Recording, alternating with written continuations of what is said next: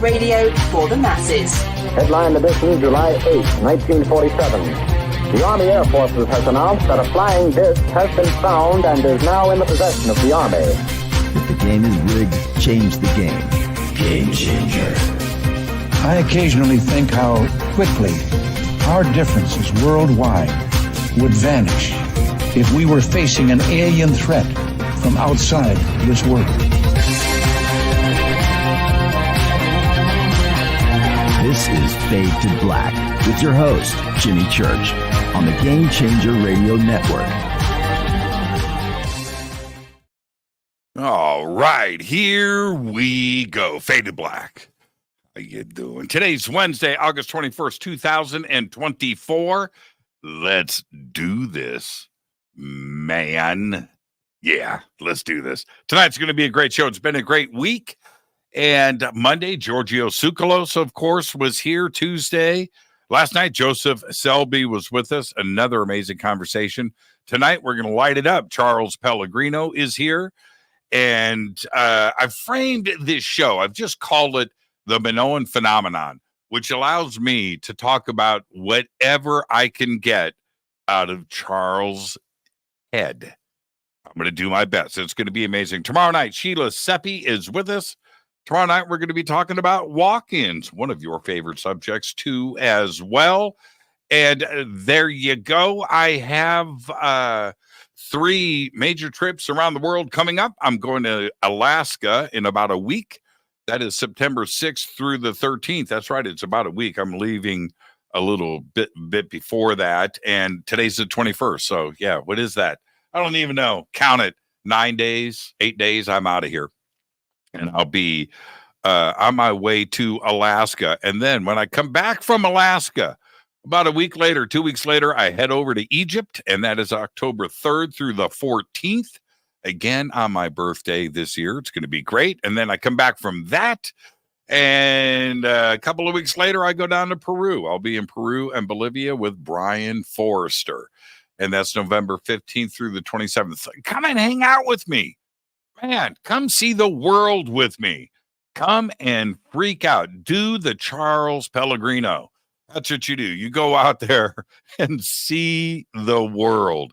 Come and do it. I am desperately trying to get to December so I can relax and spend the holidays with friends and family. I was talking to Emily Harrison earlier today. I hope she's listening. And I had a long phone call. She's like, Jimmy, how do you do it? How do you do this? How do you do this? You need to relax, man. I said, well, it's my bliss. I get out there and do these things and see the world and I'm able to just interview and have these conversations with the most amazing people. And I get to see these things and it allows me to frame the show and my conversation a different way. And so, no, I'll relax later in life. Right now, I'm having too good of a time. Now, before I get Charles in here, I'm going to do that right now. I was watching the chat earlier, and I got involved in the chat. I don't do it a whole lot before the show, but I did tonight because earlier today, Lou Elizondo's book, Eminent, is out. And so I was just poking around on social media to see what people were saying about the book. And I just want to know because I haven't read it. I don't have it. And but I just want to get a feel for what's going on. So I jump on Twitter, which I haven't done like in months. My Twitter home feed, just scrolling down, which is usually just all UFOs and conspiracy and time travel and science and all that fun stuff about, our community. And I'm scrolling through.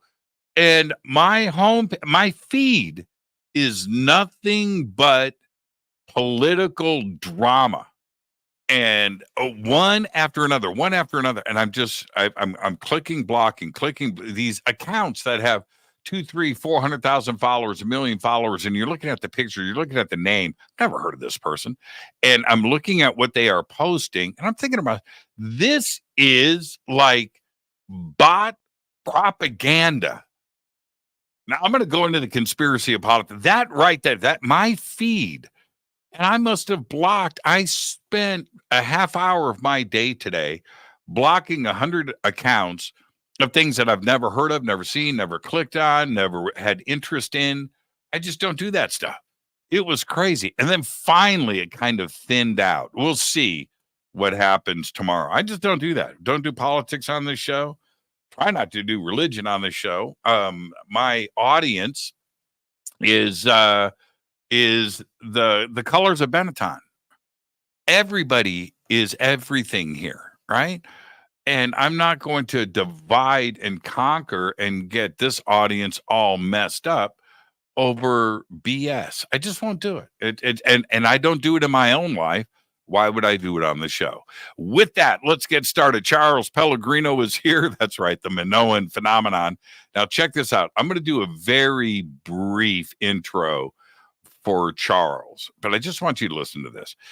Okay, we're going to be talking about the Minoan civilization, but we're going to be talking about microscopic lenses, sophisticated plumbing systems, as well as undersea phenomena that may connect to string theory and the potential for life on Saturn's moon Titan and the feasibility of interstellar travel. Now, swallow that, and now listen to this. He has been known to work in entomology, forensic archaeology, paleogenetics, the preliminary design of advanced rocket systems, astrobiology, and marine archaeology. He is the author of 18 books, including The Return to Sodom and Gomorrah, Unearthing Atlantis, Dusts, Ghost of the Titanic, Her Name Titanic, The Untold Story of the Sinking and Finding of the Unsinkable Ship. That's because he has been there. That's right.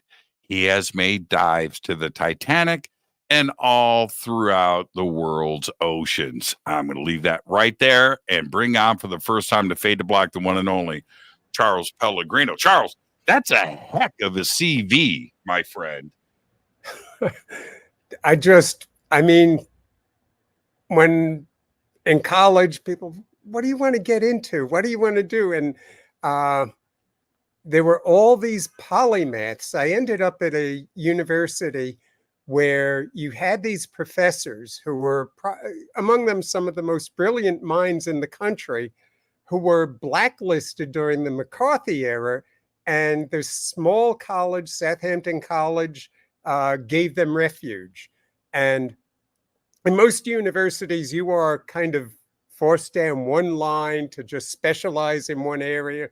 I remember in graduate school, I had a professor who kind of thought I should become like him, one of the world's experts on certain types of crabs. And he got a little upset when I explained crabs are just a convenient model to use for a short time to look at the mathematics of one evolutionary problem, because most of what I was looking at genetically was expressed on the outside. But I ran into these professors who were into outer space and the deep ocean and insect mechanics and what's really going on in the brain of an ant. And in fact, one of them, Doc Coer, we're studying some of these parasitic wasps. And this is 1973.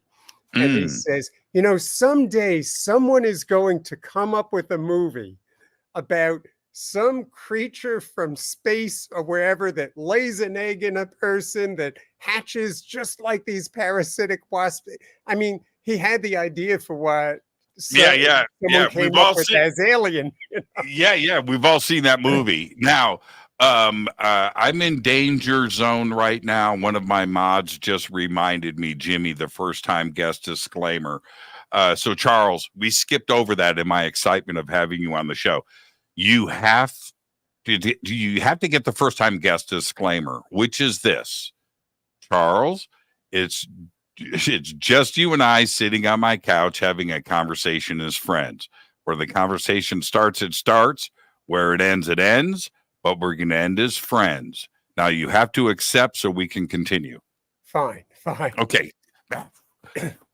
Yeah, so because I'm into this conversation, I'm totally into it.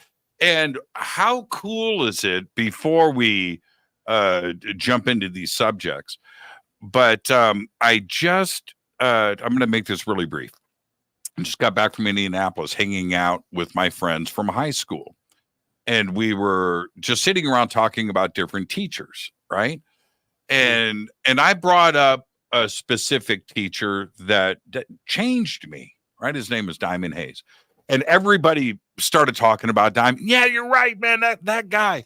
And how cool is it that a teacher does their job and truly affects you, right? And changes. And you had that. And to get that group around you of these brilliant minds that take chances and think outside of the box, that sets you on a path, doesn't it? Yeah, and I wouldn't have ended up in that small college if it weren't for the fact that I was still fighting my way through dyslexia and other things related to it. And Right. so my grades in high school were kind of bad. And so I had a guidance counselor who said, Mrs. Popper, and she's explaining to me and my parents that he probably would do best in a small college where you get to know your professors and you're not just lost in some big auditorium. And it was the right place. And she said, there's one problem. It is kind of a party college, but you'll get what you want to learn out of it. You will find some of the best professors there because of the old blacklist. And I ended up in a candy store. And I mean, scientists who were into painting and all sorts of art, and scientists who were into fiction. And it was a very good place to be. And Brookhaven National Laboratory nearby was the same thing. You ended up, when you're on an expedition at sea and you're out there for a month or two, yeah, everyone gets up off at some small town in Canada somewhere, scatters, and goes to whatever restaurant or dive bar or whatever they can find first. Everyone separates because you're living so close to each other. And then it's, well, where do we go from here? And so ask someone in the town, where's the next good place to go? And everyone goes to the next best place, best place, best place. And everyone ends up at the same bar in town, which is always the best bar in town with the best food and everything else. And Brookhaven National Laboratory was like that. It was the best bar in town. You had, again, all these polymaths like the incredible Jim Powell, who, I mean, was literally, I'd say he was one of the smartest people on the planet. Now, can you back up for a second? I want to confirm your T-shirt. Your T-shirt, back up. Okay, going all the way back. No, your T-shirt. Your T-shirt. Oh, T-shirt. Oh, I thought you said the Drake T-shirt. equation. That's the Drake equation, which Man, needs a few revisions now because we've learned a lot more. We can make the equation shorter, a lot shorter. And so much so that while you were talking and I noticed your shirt, I literally, on this computer over here, just ordered one from Amazon. I had to. I had to. I'm too jealous. It's just too cool. Can we discuss your T-shirt just for a brief second? Okay. It's well, I know what it is. Yeah. Well, Drake let me came up with this equation of, well, how many stars of all the stars in the galaxy, how many of the stars have planets? Well, back then we didn't know. Now we know it's basically, Gene Roddenberry had it right all along, basically all of them. Every time you look up at the sky, pick a star, it's got planets.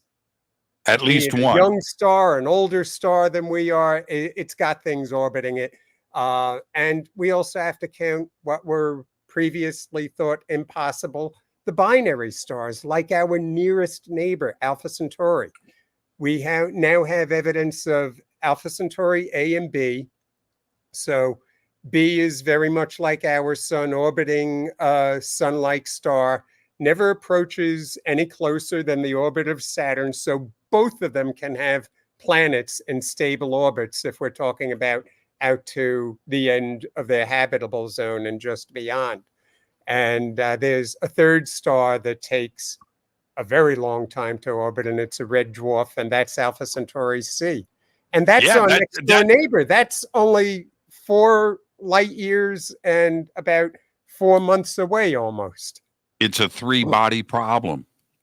Yeah, in fact, that is It's The a three-body novel problem. takes Dr.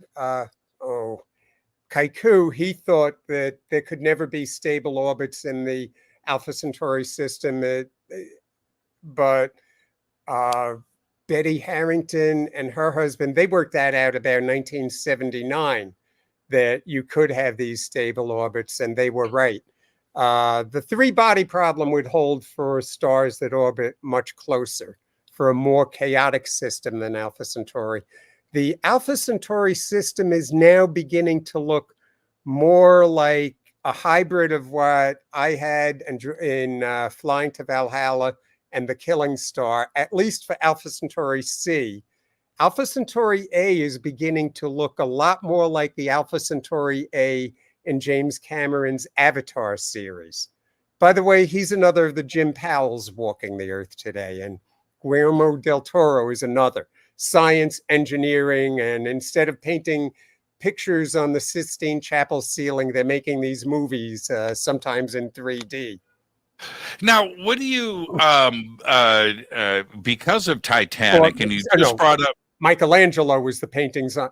Well, he was another one, but Da Vinci was like Da Vinci, Mona Lisa, instead of painting the Mona Lisa. Same thing.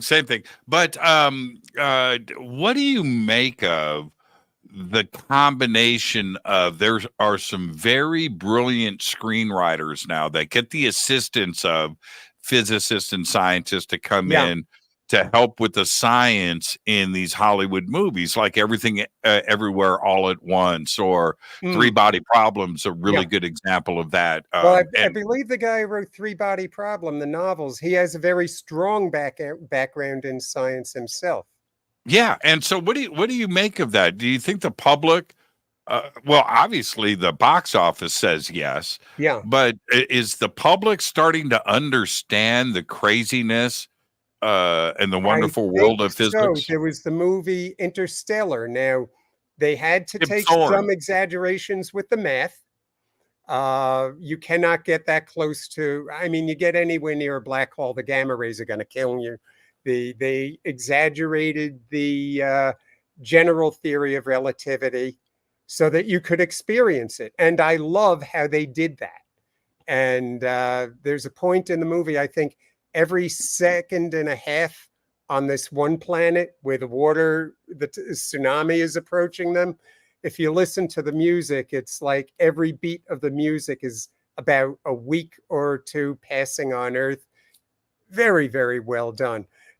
Similar to, there were some very good cop shows, and I liked Columbo, a character created by Isaac Asimov, by the way.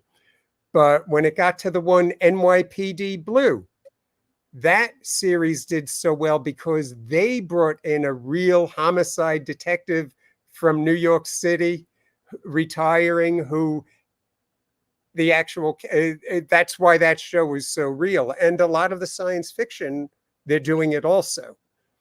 James Cameron, his Avatar films, he brought in, for example, this one botanist who, you can tell I talk a lot. I'll never shut up. You may need to say this. Shut up, Charlie. Give me this. Going. She talked for 2 hours straight about the networks of fungi under the roots of the kauri trees in New Zealand and everything, and the communications, chemical communications between the trees. And one will be hit by an insect and it'll come up with the right combination of turpentines, and suddenly all the trees are producing the same thing. She spoke for 2 hours straight, and I would not interrupt. I did not want to miss what she was going to say next. And he had a whole bunch of people like that. And he's one of those types of people himself. I've watched him, for example, over a 3-month period, basically give himself a PhD level in cephalopods, octopuses, and cuttlefish and their cousins, and start asking questions that no paleontologist had ever asked before. Coming into a field that I come from and asking questions I never asked before. And I watched mainly when we got into that, where I've been asking, they've been around almost 300 million years, and they got only this far in development of these fantastic brains that, I mean, if you look at the octopus, and I mean, they're another intelligent species, some of these octopi we have and some of the cuttlefish, and it came only this far and stopped. And he asked, what makes you think that under the great stresses our whole planet was on and off between all these ice ages, that they didn't start making these jumps finally at about the same time that primates did? And that it's Well, kind I've of a got an answer, co-evolution of intelligence. And no one yeah, had ever asked that question. but I I have loved an it. answer. I have an answer for that, though. Okay. You know Okay. why the octopus is not building radio telescopes today, and it's us? Fire. That's why. If octopus had We fire, got into that. yeah, Okay. yeah, Here's yeah, fun things to think about. yeah. Deep ocean, and Jim Powell got into the whole thing too. So deep ocean, you don't have, they can't have fire like we have fire, but we have over 20,000 miles of hydrothermal vents girdling the bottom of the ocean. There's and lava coming up and everything. So you can use the heat to do things. You can, and if you're living there all the time, you might figure it out. Okay, wheels aren't that practical, but you can fly. Yeah, it's And true. if you That's need true. things that, you want to walk around the bottom of the ocean on tripods, hydraulics like H.G. Wells' Martians. But you got me. You got there me. are- You got me. You got yeah, me. You and got me. there's all sorts of minerals and everything where you can have differences in charge, and all the elements you need down there, they're available to even develop electricity. There would be ways to do that underwater. If we Now, can do it, if can they I- go beyond the Stone Age to what we are, they can do it. And if some of these species have been intelligent for only, in paleontology and archaeology, you get a funny sense of time, for only Right. about 50,000 years. And it Yeah, took us yeah. a few 100,000 years to get from that to where we are. So, Well, okay, so let's which then gets say- to Europa. Oh, I'm sorry to interrupt. But environments like under the ice of Jupiter's moon, Europa. possible. Looking around our Arthur own C. solar system, ice Arthur worlds C. are more common. Arthur C. Clarke wrote about that 70 years ago, if you think about it. Okay, so, but let's stay here for a second. When we look at the Minoan history that is in pop culture, right, as Yeah. we understand it today, and then we look at some of the other strange situations that have been part of mythology for a very long time, and I'm specifically talking about Atlantis and high technology. There are a lot of researchers that have looked at that part of the Mediterranean for Plato's Atlantis, some, outside of Gibraltar and even the Pacific Ocean, Indian Ocean. They've looked everywhere. But the Minoan situation, when we look at the island, the buildings, the thing, there's something more tangible going on here that I think we have some teeth that you know what I mean, that holds this conversation more solid than other areas around the world. Am I off, or am I getting pretty close? They were a very advanced civilization. They were the only civilization besides themselves that the Egyptians considered civilized. In fact, Avaris, Egypt, you had Minoan port. There were no walls around it, no defensive systems. They were there because of their economic power. And so the Minoans were a very widespread civilization. The Greek islands, chiefly on the island of Crete, the main archaeological site that tells us most about them is on the island of Santorini. Some people kind of mistake that volcanic eruption island as the Minoan civilization, or that it was only Santorini and Crete, but it was a very widespread civilization. Somewhat like Plato says, it was larger than Libya and took up a lot of the, an area that would be about equal to the Mediterranean Sea. So why is it, and we're just going to stay right here. Why is it that we know so little about the Minoan culture? I mean, it's crazy. That's a big mystery. Yeah, they weren't even named until the 20th century, and we Right. don't know exactly what they called themselves, but there are references in the Bible to the Keftiu as the origin of some remnant of a civilization that became the Philistines. The Greeks, the Egyptians knew them by that same name. And in parts of the Bible, it's from Capthorum and all of that. But it's the same area somewhere around Crete. They had the world's first very large-scale navy, the first building of dams, advanced sewage systems, in one of the homes on the island of Santorini, a two-story home. Plus, these buildings were built with earthquake resistance in mind. Kind of technology that we didn't see being adopted until the late 19th century and throughout the 20th century in Japan. And they had showers, flush toilets, running water. It's sinks, showers, things that did not come around. They had cleaner drinking water than most people had in the United States until the mid 20th century. It's probably still better than what I have here in Palmdale, California. And we know also that they had magnifying lenses for cutting some very intricate carvings. Yeah, I've seen. Okay, let's because of some of the jewelry that we've all seen from there, which is the most intricate, insane.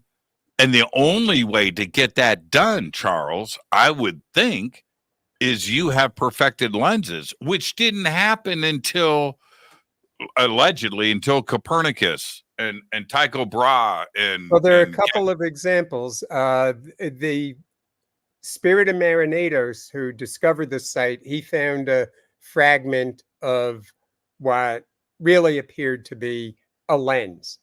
And this is going back 1628 to 1640 BC. Mm-hmm. And there's another fragment that's been found. And very clearly, it's a cut and polished lens, cut and polished out of quartz. We also know, going back almost 2,000 years ago, we have the story of the Mad King of Sigiriya in Sri Lanka, Demon Rock. Place that you read about in Arthur C. Clarke's, excuse me, the Fountains of Paradise. And he had a telescope. He didn't aim it at the sky. He used it to look down at his fountains and watch his wives bathing in the morning. But there are several accounts we have of telescopes going back about 2,000 years ago. We've had in between, civilizations have kept falling and then have to start again and rebuild. It's almost like we do to ourselves in the series The Three Body Problem. If you watch it on Netflix, a civilization that keeps falling and having to rebuild. We do that. Some people are trying to revise history and say, after Rome fell, well, it didn't really fall. The Dark Ages really didn't happen. No, the Dark Ages really did happen. In Rome itself, you had one local dining area or dining saloon or whatever, where they took this marble row of toilet seats and put it against a wall, and that's what your windows were. They're finding these rows of toilet seats and wonder what they were used for, but they'll make good windows. No, the Dark Ages were really bad. In Pompeii's sister city of Herculaneum, they had a printing press with block printing, a screw printing press for printing patterns on cloth. They had fluoridated water, very advanced plumbing systems, homes that you wouldn't mind living in today. If you ever go to the area around Vesuvius, and you have only one day to tour either Pompeii or Herculaneum, go to Herculaneum. For one thing, Herculaneum, not as many people there. And what you can walk around and see in Herculaneum are these 2-story perfectly preserved homes, some with the original woodwork, carbonized on the outside, but the woodwork is still there. And what you see in Herculaneum is the buildings everywhere that are the types of buildings that in Pompeii are not at all open to the public. Now, So what do you? Herculaneum is smaller, but it's more amazing. If technology hadn't been stymied so many times throughout history, like with Atlantis, obviously there were survivors and teachers went out and shared this knowledge around the world. We've seen that with different cultures around the world. But if that hadn't have happened, would we have gone to the moon and had the internet at 500 BC? Yeah, it's fun to think about. It could have happened that civilization hit an industrial revolution. And when you have all these islands competing with each other in trade and with Egypt, you have the means to force feed the development of technology. So it's possible to believe that if that volcano had not exploded, changed the weather around the entire world. I mean, in the bamboo annals, there are actually descriptions of in some part of China, man became as a man-eater. It was like a nuclear winter all over the planet after Theia exploded. Agricultural collapse everywhere. And it happened again in about 535 AD. And that was the end of Rome. So it's interesting. You could think, yeah, we could have had an industrial revolution out into space, then out to the stars. But one other thing that changes is every chance meeting of people who got married or fell in love and had children, the results of every battle, who was alive, who was gone, but mostly all these meetings of generations back, parents and grandparents and great-great-grandparents, almost none of them would have occurred in the same way. None of us who are here speaking and thinking today would even exist. We would be a planet inhabited by strangers, although some of those strangers might long ago have gone out to the stars. As long as they didn't do what, we're still in our nuclear adolescence. And will we survive it? Or Wow, will that's we the make the heaviest biggest thought. Atlantis legend of all of ourselves? Wow, that's so heavy. I've often stated, because time travel is romanticized, and I get why it is, right? I coulda, shoulda, woulda, right? If I could go back in time, I would just do this one thing different. Well, I wouldn't change anything. You know why? You change one thing, you and I aren't talking. My daughter's not born, right? All that. No. Well, it's the butterfly effect thing is probably very rare. There are very few real butterfly effects. If you stop the Titanic from sinking, you would probably change nothing except for one thing. We now know that the rusticles on the Titanic have been producing all sorts of new antibiotics, and we have one antibiotic producing part of the rusticle that is producing an antibiotic that will not make most people sick at all, but at least in the test tubes so far, it's effective against breast cancer and liver cancer cell lines. And we're just beginning. The research has been delayed for about 20 years, but finally now it's just beginning.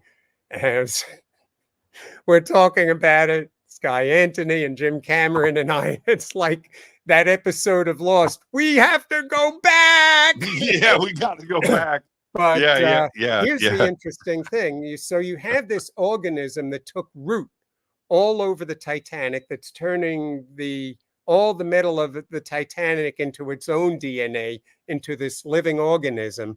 And the thing is, we now have these biologicals that use the immune system to fight cancer. And if you can sometimes fight that cancer to a point that your immune system is going to destroy what's left. If you layer on 2 new anti-cancer drugs that don't destroy the immune system, but that destroy the cancer cells, then you may actually have a cure for cancer. One thing about the rusticles is the rustical immune system is on the bottom of the ocean. It's always fighting against these amoeboids, amoebas, different types of them. What cancer is you have tissue layered cells in your body that revert to the wild type. So you end up with these wild amoebas running through your system. And that's where we figured, let's start looking to see if some of these antimicrobials also work against cancer cells. And it's where you mentioned time travel. And I very often now just wish I could somehow send a signal back in time to Thomas Andrews to just tell him that the last thing he saw, he was the shipbuilder, designer, and the last thing he saw in his life was his creation tearing itself apart and killing everyone around him and him as well. And if only to let him know that because of this ship and where it sinks and what it's attracting to itself. I mean, it went down in one part of the ocean where it wasn't oxygen deprived, where there was enough oxygen there for the rusticles to have a little biological reef to develop. And if not for the sinking of if only I could kind of tell him that what's happening tonight may save many, many, many more lives than are being lost. And, can I ask you, if you don't mind? I wasn't planning on this, but you know what? I'm just going to go there. First off, how many times have you been down to the Titanic? Just give me a number. Been to the Titanic site a couple times. There was always dives would get canceled and what have you.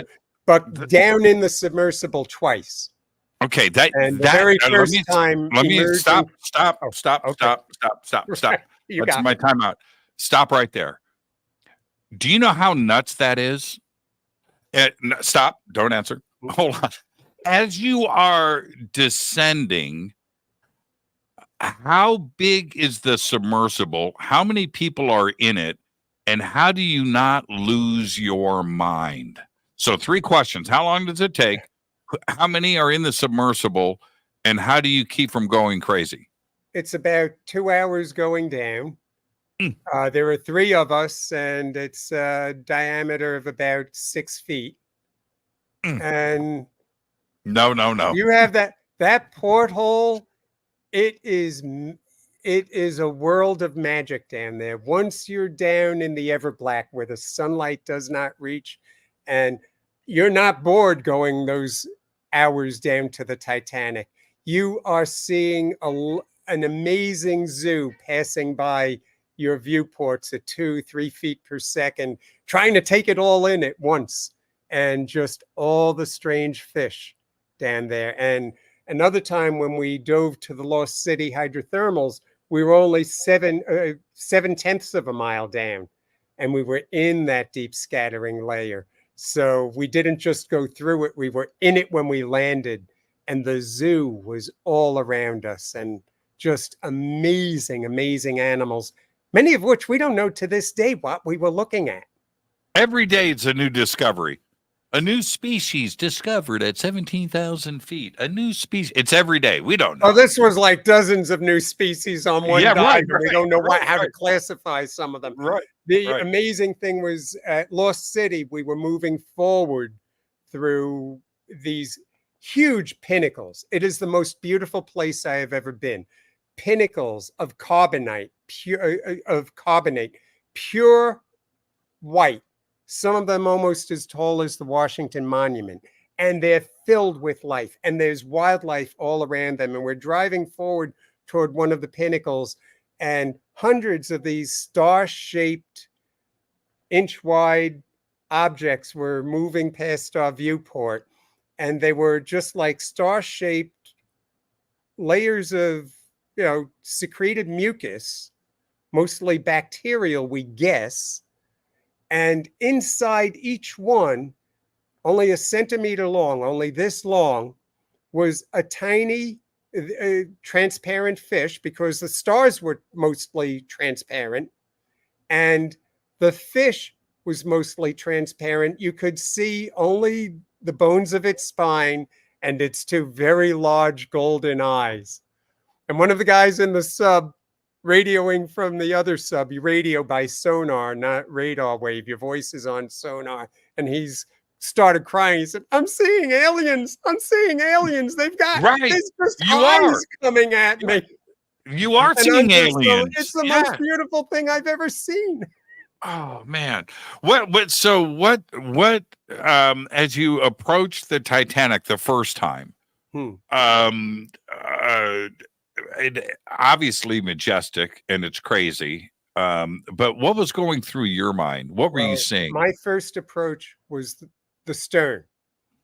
And that's kind of disturbing, because that's where people climbed up to, where most of the people who died were. So first we land on the bottom and we're approaching, and there's all the wildlife on the bottom.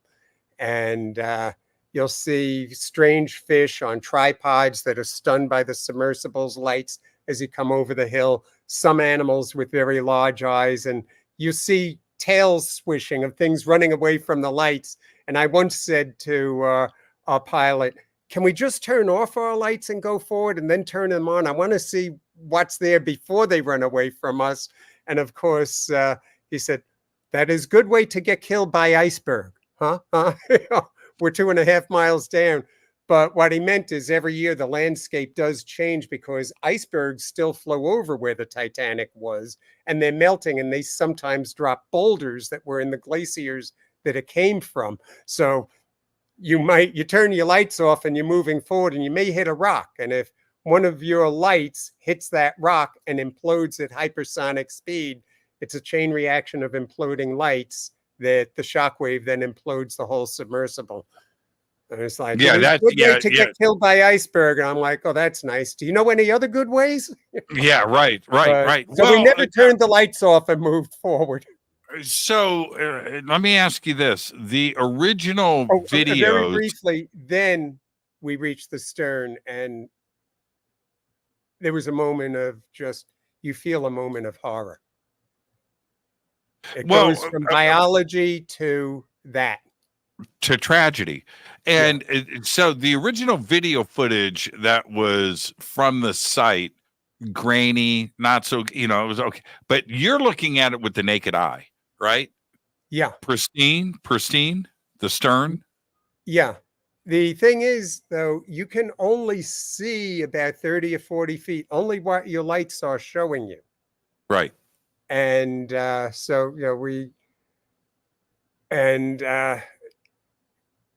but there is something about the presence of being there. Some of the video that you see now when they're doing high resolution maps, and I've been looking at it, and I was like, I was right there. I wasn't aware that the hull was bent that way, that the damage over here was that great. And there I was right next to it.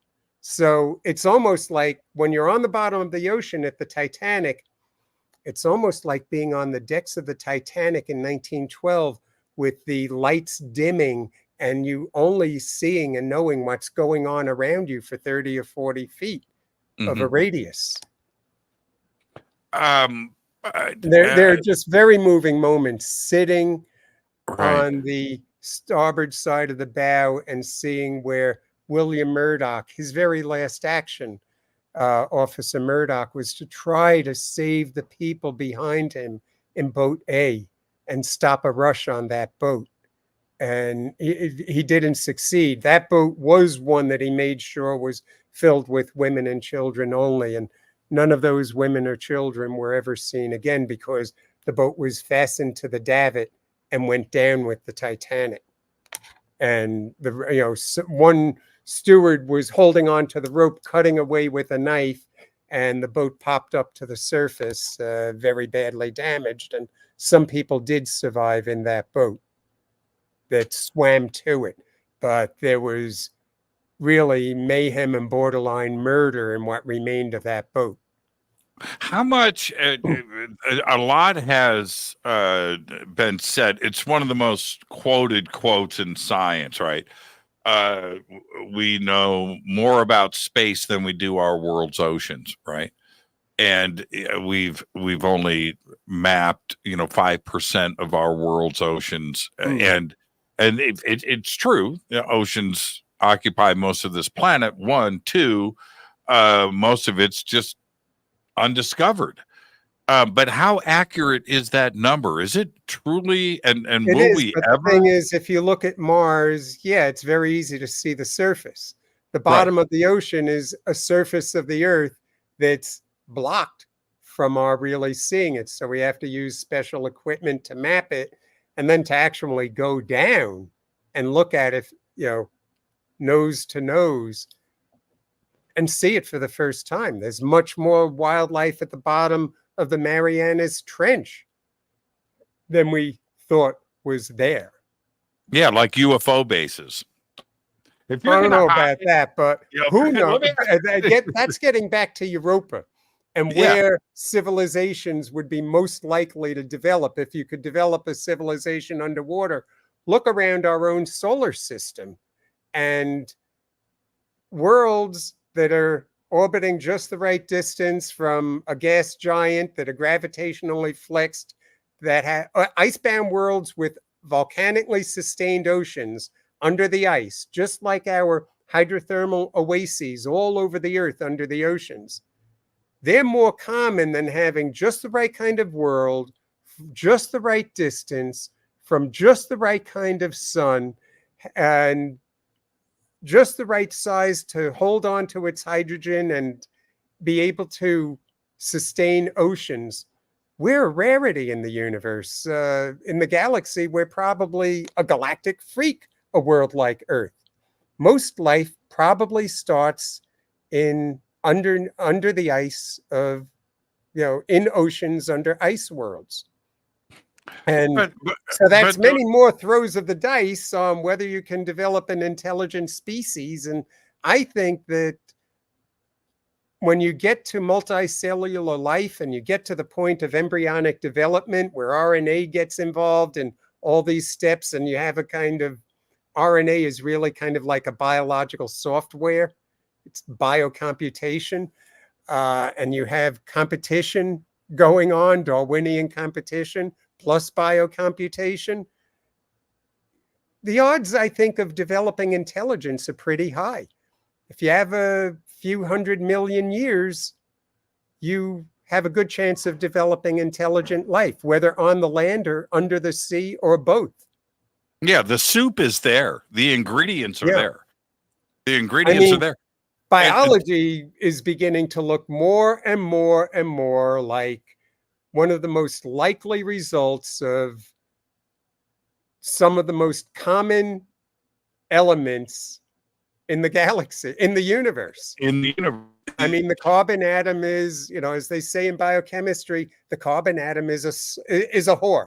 She'll bond with anyone, even triple bonds with herself. So it can mix in all different ways. That would be a good t-shirt. Carbon atom or and t-shirts.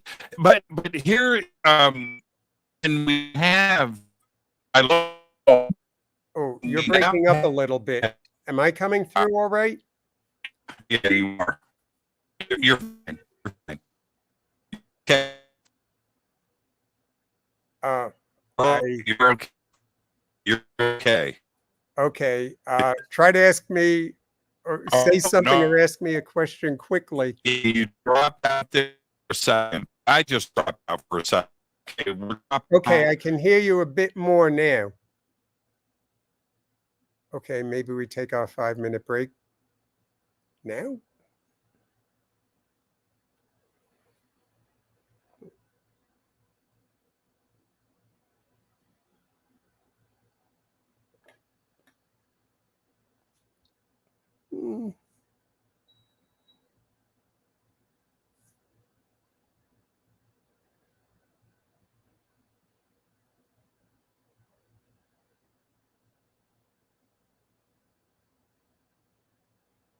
Okay, Okay.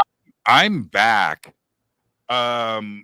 Jimmy, no, everything went blank on my end. I'm just going to let everybody know, but I'm back.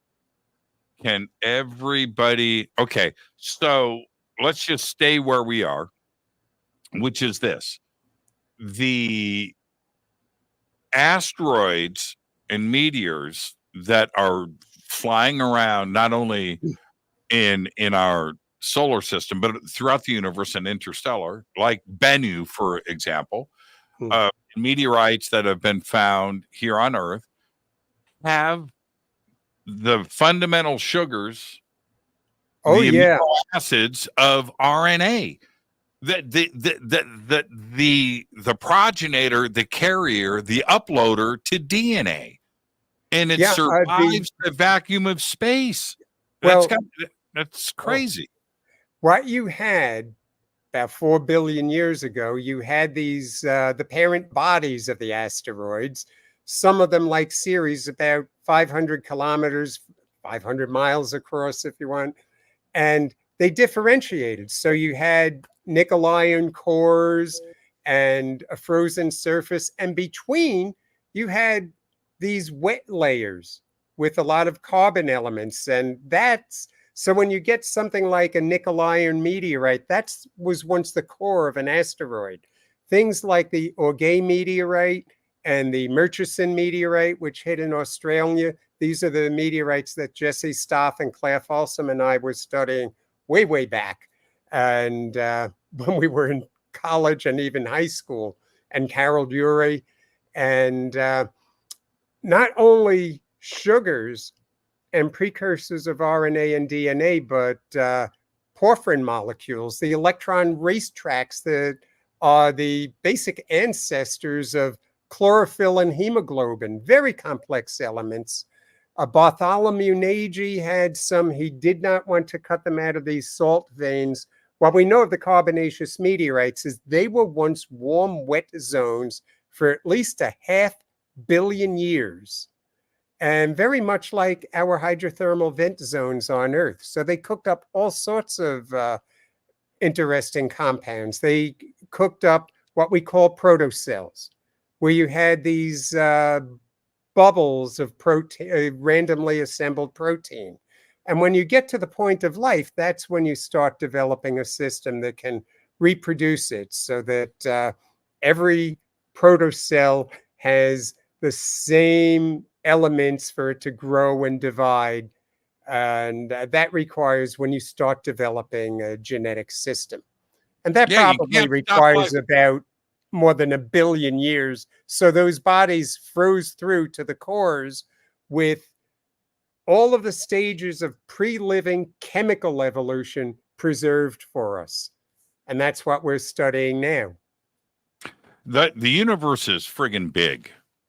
And the Drake equation, or anybody else that thought that they had a big brain and the way that they looked at things and how unique Earth was, and that we could be all there is. And now with the understanding of the size of the universe and the galaxy, the Hubble, the deep space, the deep field, Yeah. you remember when they did that, and what the James Webb is showing us now, the amount of life that is out there. I'm using the word infinite. We can't see It's a the edges. mathematical certainty that there's life out there, probably within our own solar system. And now I would go as far as saying in our own galaxy, it is close to a mathematical certainty that we have intelligent life. A And lot of it. yeah, maybe a lot of it. Yeah. When we have okay, so a trillion. Most people don't know. We throw trillion around today like it's just some average. No, a trillion is that's a big number. And that's 1,000 billion, and each billion, people don't understand, it's 1,000 million. So when you say something like a trillion stars with at least a trillion planets in our galaxy, do you really understand how big of a number that really is? Yeah. And the It's at least 1 likelihood. billion planets. Last count revised, I think we're looking at about 600 billion stars in the galaxy and trillions of planets. Yeah. So and it's somewhere mathematical between certainty. 50 billion to 100 billion rocky Earth-like planets in the Goldilocks zone. And that's an easy number to get to when we're talking trillions. That's an easy number to get to. And then ice worlds are a whole new, they're another wild card. Now, what does that do? Now, Drake, when he did the original equation, he wanted to have a number together. So when he got together with his friends, and so he runs, and it's a lot of hypotheticals in the Drake equation, by the way. How many stars could survive? How many do they, okay. All right. So you have a lot of hypotheticals. But the number that he came up with originally when he first ran it was 10,000 intelligent civilizations in the Milky Way galaxy. Yeah, and that was being very, very, very conservative. And that's right. And I would say, that could be a number that still holds, because civilizations do like to, can we make it through our nuclear adolescence? Right. Blowing ourselves up. And we seem to be a species that, the question of our survival is not how lunatics become lunatics, like Emperor Caracalla and Elagabalus and a whole bunch of others who kind of made Nero look mellow. Not how lunatics become lunatics, but why are we a species that so consistently in mass takes some of the most lunatic among us and puts them in positions of authority where they can do the most harm. And if you get to a point like, I think we're getting there, where you have about 10 lunatics at once, and half of them have nuclear weapons. Yeah, it's not only that, but when you look at a civilization that would be advanced enough to travel here, right? Okay. So obviously somewhere ahead of us.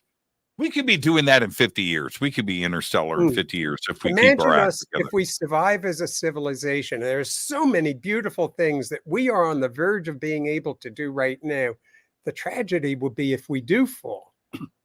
But say 1,000 years from now, where we would be as an interstellar civilization, and what would be the most interesting kind of world to look for.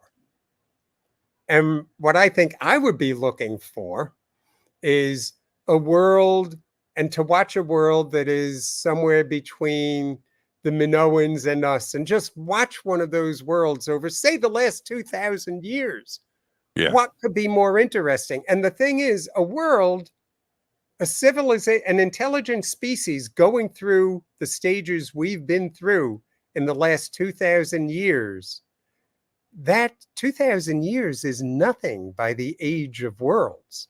It's just such a brief heartbeat of a moment in a civilization, whether it survives or not, that probably is something that is now happening in only one place in the entire galaxy. Maybe two, but probably, I think, just in one place. And that's us. We are the youngest, and probably the youngest and most interesting thing to be watching in our galaxy. I'm going to debate you on that one, Charles. And you're much smarter than I am. You're much smarter than I am. But I'm going to debate you, and I'll tell you why. A spirited conversation. Let's don't call it a debate. That it's just a numbers game.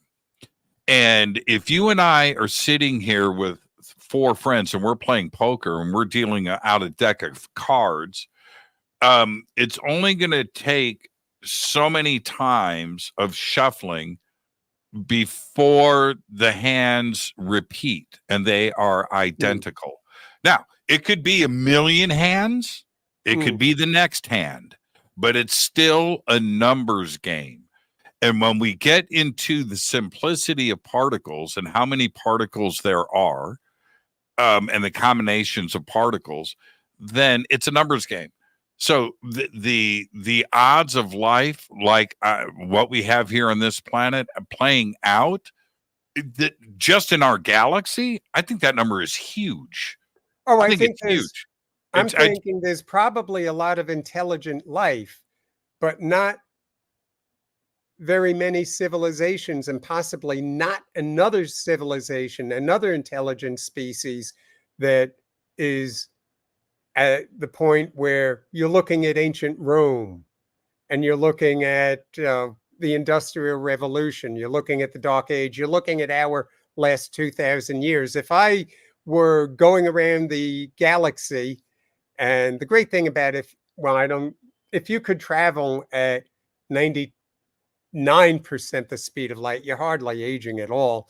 So if I were traveling around the galaxy, I would want to be finding a world that looked like ancient Rome, ancient Greece, or the Minoans, and just watch that. And of course, 1,000 years from now, I mean, think where medical technology would be. You'd probably be able to live many hundreds of years each person.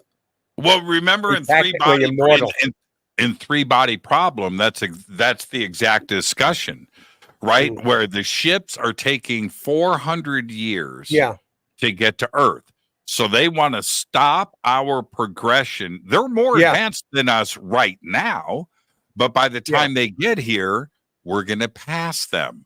So they have to stop our science, right? Yeah. and that they know that we would advance so much in that window of them traveling to Earth. Right. And so, I would say that not only do I agree with you, but with the age of the universe that we have right now, 13.8 billion years, Earth is 4.5 billion years old. I'm using rough numbers and orthodox academia. Most of it's dogma, but that doesn't matter. But plenty, a large number of stars developed millions of years before our star system, or a billion years before our star system.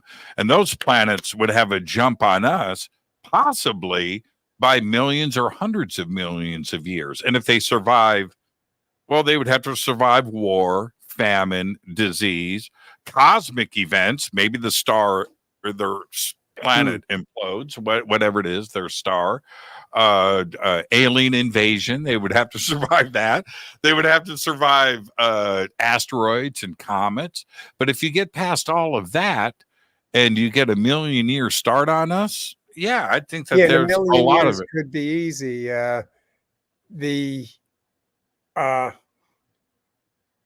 You're looking at heavy element accumulation rates. So in the beginning, there was basically a lot of, after the Big Bang, the cosmic inflation is really a bit nuts. But after the universe thins out a little bit, you start out with a lot of hydrogen, some helium, a little bit of lithium here and there. And the stars start forming pretty quickly. When we can look out toward the end of our visible radius, which is about 46 billion light years. We're younger than that, but space-time has been expanding in between. But you start out with a lot of hydrogen, then you have to have supernova explosions generating all the heavier elements. And that takes time. And now that we know the age of the universe, it looks like not at the beginning, but Earth was somewhere near the beginning, where Earth-like worlds, the probability curves begin to show, it's likely that you can have a world large enough, massive enough, the right distance from our kind of sun to hold on to its hydrogen and water. But being near the beginning doesn't mean much, because someone could easily be a million years ahead of you, or tens of millions of years ahead of you or more. So just in terms of Earth-like worlds, there's possibly other civilizations touring the galaxy. And then, of course, how many, the questions are all very new, but if a civilization starts in an ice world, where there are many more of them, you don't even need the right kind of star, just the right kind of gravitational interaction and volcanism under the ice. How many of them are traveling the galaxy? You can't just say, oh, well, they can't have fire, they can't have electricity. Probably they can. Put your mind to it. You can do a lot underwater. And then someone had raised the argument, yeah, but they get up into the sky and there's a wall of ice. They're never going to even know there's stars. How do we know that? I mean, on Earth, we find, okay, we have all this rock blocking us. Well, of course, we keep drilling down as far as we can to find what's down in the deepest parts of the Earth. Of course, if you have curiosity, you're going to want to find what's on the other side of that wall of ice. The first people who go out into vacuum, it might be a very bad advertisement for continued space exploration, but sooner or later they're going to do it. I mean, people keep climbing Mount Everest all the time by the hundreds every year. I don't know why, but humans do that. What's your plan for Europa? How are we going to get through that thick, miles deep surface of ice over that ocean? First, we would look where things are erupting out and you would be able to sample. But also, you want to get a submarine down there. So you might find an area where, okay, it's only about 2 miles thick, recently frozen over. So you basically land, it was actually animated in Cameron film, Aliens of the Deep. And you send down a robot probe that has a nuclear reactor, and you cool the reactor by melting down through the ice and leaving either pucks or fiber behind you. And you go down and you just release robotic submersibles, little robotic submarines like we sent into the Titanic. So it's doable. Right. Well, Arthur C. Clarke, you remember famously in 2001, and then the follow-up book too, as well, a movie 2010. Yeah. The universe is yours, right? All these worlds except Europa. Yeah. Leave in Europa the novel alone. He did a brilliant thing. He had the Chinese beating us to Europa in the novel. And they landed there before the Russian-American crew. And what the Chinese did, they had the idea, there's all this ice. We can extract our oxygen and hydrogen for the return trip. And he was the first person to propose, you go to another planet and you use its resources. And the thing about, the way the Russian-American crew was doing it on the way to Europa was, if you imagine how much bigger an airplane would have to be if you flew from New York to Paris and you had to carry the fuel for your return trip to Paris, it would be twice as wide and much more massive than a 747. And Arthur came up with the idea, you reduce the size, you increase your speed because you have lower mass, you can get there faster. And that's how the Chinese in the novel beat us to Saturn's moon, to Jupiter's moon, Europa. Let's take our break right here. Stay right there. Charles Pellegrino is our guest. I told you, I said, kids, buckle up. It's going to be one of those nights on the show. Charles, stay right there. I'm your host, Jimmy Church. This is Fade to Black.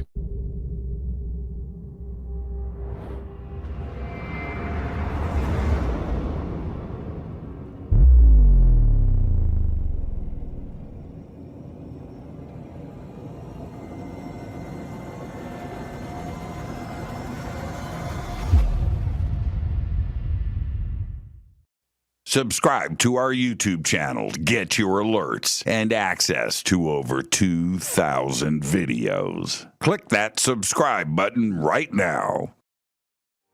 Go to jimmychurchradio.com and get the Fade to Black official podcast. 2,000 episodes, all of them commercial free for just $2 a month.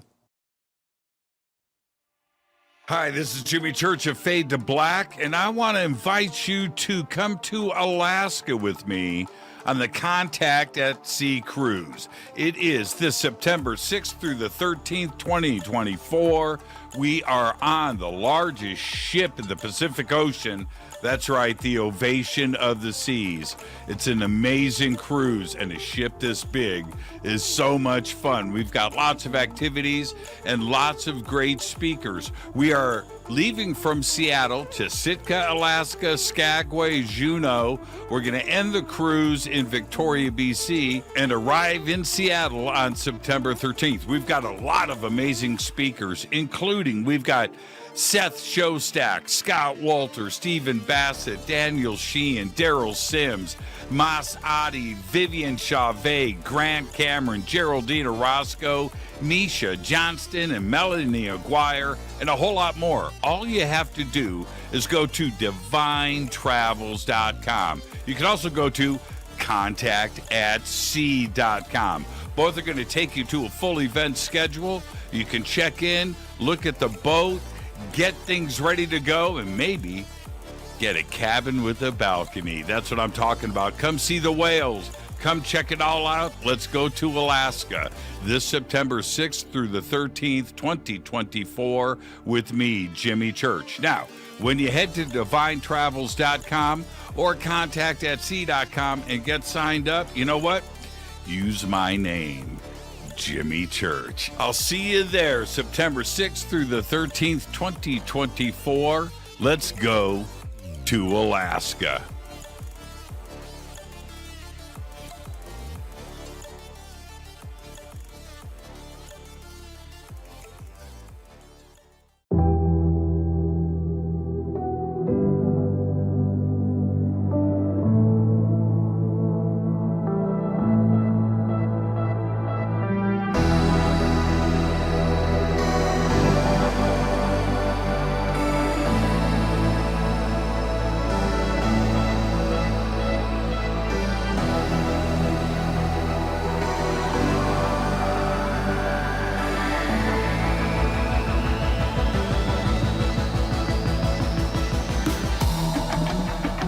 This is Jimmy Church. Please visit and explore Egypt this October 3rd through the 14th, 2024 with Billy, Elizabeth, myself, and very special guest and the #1 podcaster in the world, Sean Kelly.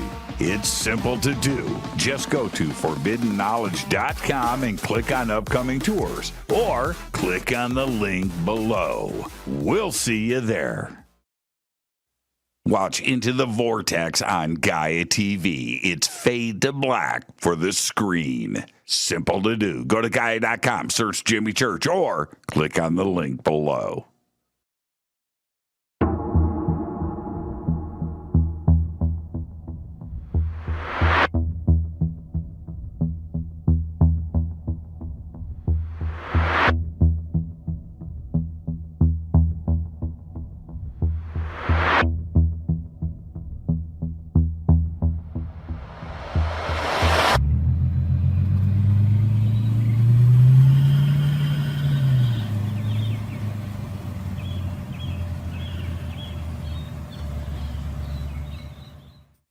Follow Fade to Black on Twitter @JChurchRadio. Get all of the show updates every single day. It's now called X, but who cares? How you doing? Jimmy Church here. Special announcement. Get your Fade to Black t-shirts. That's right. Help support the show. Help support everything that we do over here. We've got 2 t-shirts. We've got 2 ways to get them. Get your Fade to Black t-shirt today. Go Backley Tappy. Go to jimmychurchradio.com and become a Fadernaut. Get a membership. That's right. Everything is commercial free. You have access to downloads, and you get to call yourself a Fadernaut. River Moon Coffee, makers of the Fade to Black blend. Truly the best coffee on planet Earth. Just visit rivermoonwellness.com or their Amazon store. It's all simple to do. You can check out the Fade to Black blend, the Game Changer blend, or any of their Black Moon Wellness products. It's the only coffee I drink. It is the best, and it's Doc. Again, rivermoonwellness.com.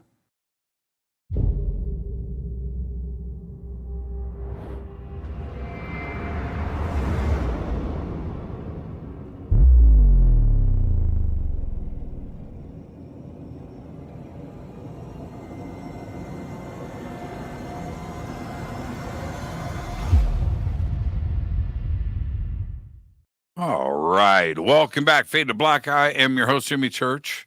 That's right. Tonight, Charles Pellegrino is with us. And I'm going to look at that cup. That's what I'm talking about. Let's go back to Atlantis for a second. I want to ask you a couple of things. Plato's description of Atlantis was 9,000 years before Plato. The Egyptian creation story at Edfu. Hold on. Excuse me, something in my throat. Let me hit this coffee. And the other creation stories that are in just about every culture, that 10,000 BC, 11,000 BC number surfaces. Are we talking about the Minoan culture being at least 12,000 years old, going back to 10,000 BC, like Plato describes?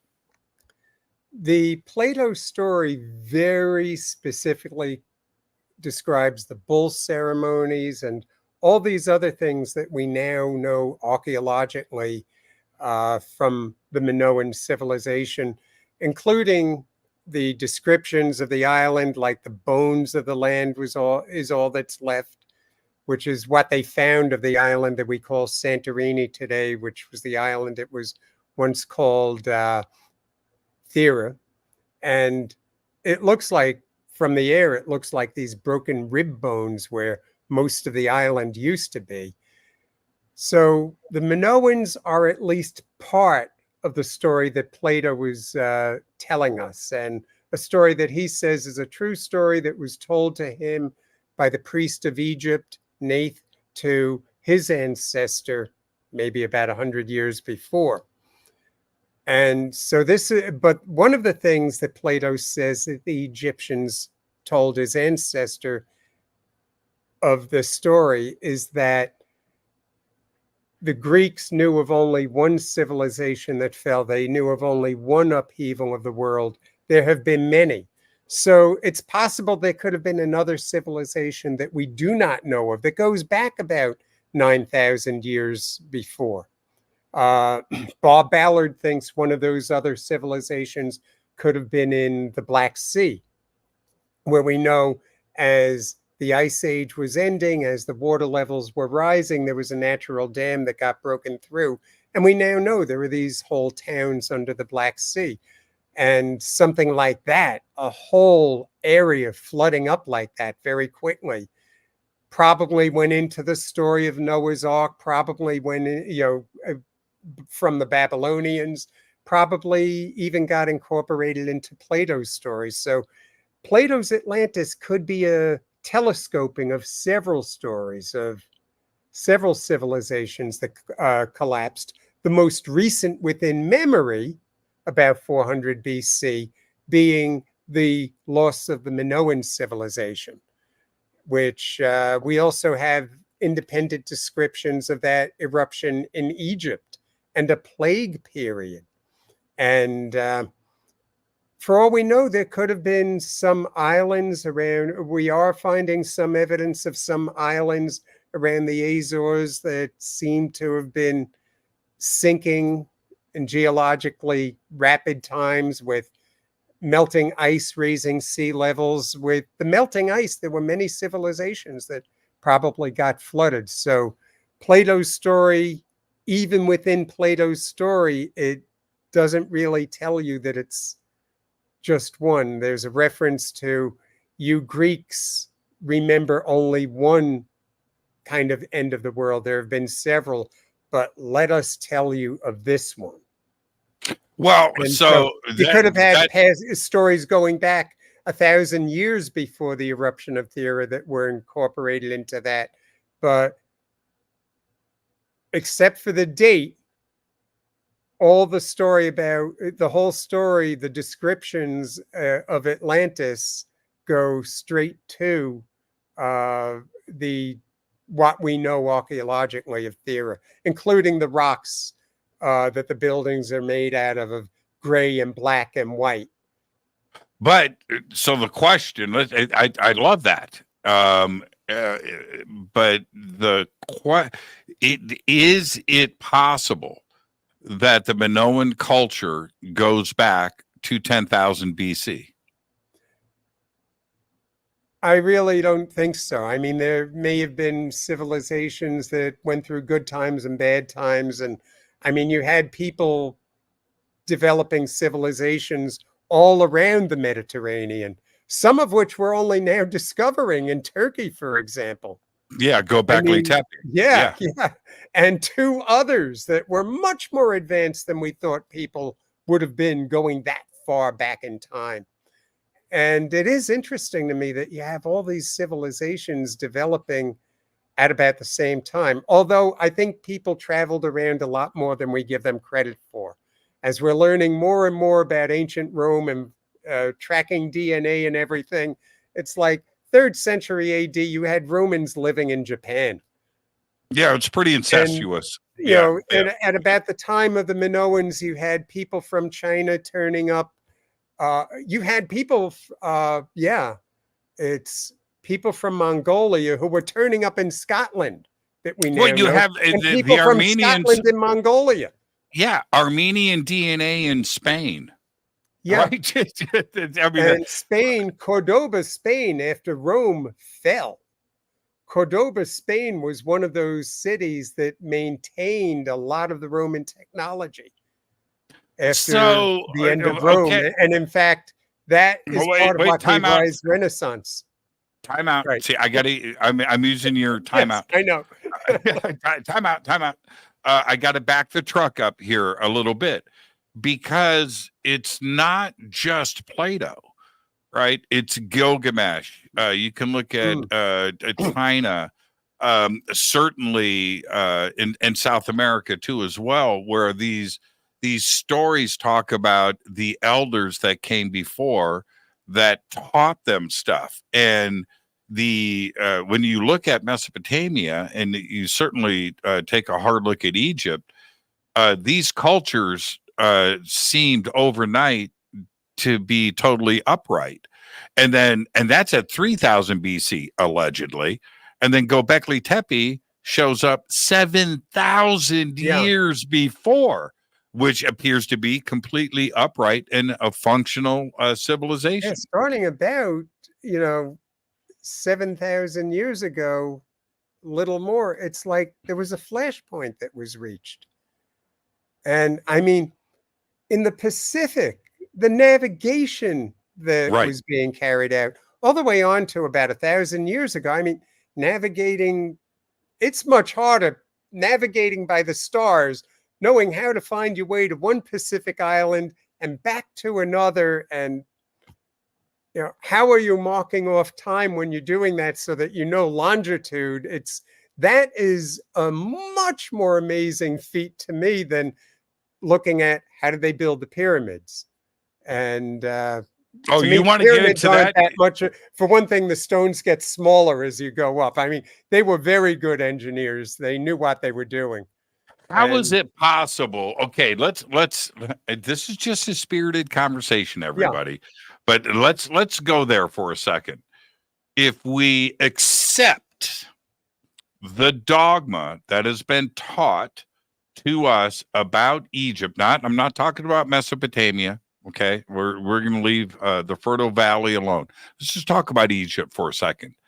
That at 3000 BC, nomadic tribes, Stone Age man from the desert, one day was one thing, wearing animal skins, and the next day leveled off the Giza Plateau perfectly, true north, engineered, quarried, and built the most majestic structures ever in the history of man overnight.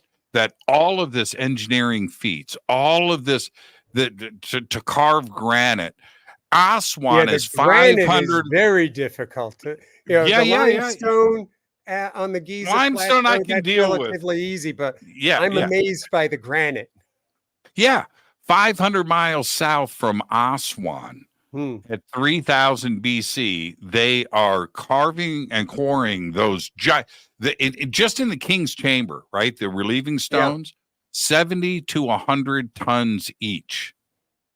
How do you carve that and quarry that at 3000 BC and get that transported 500 miles north?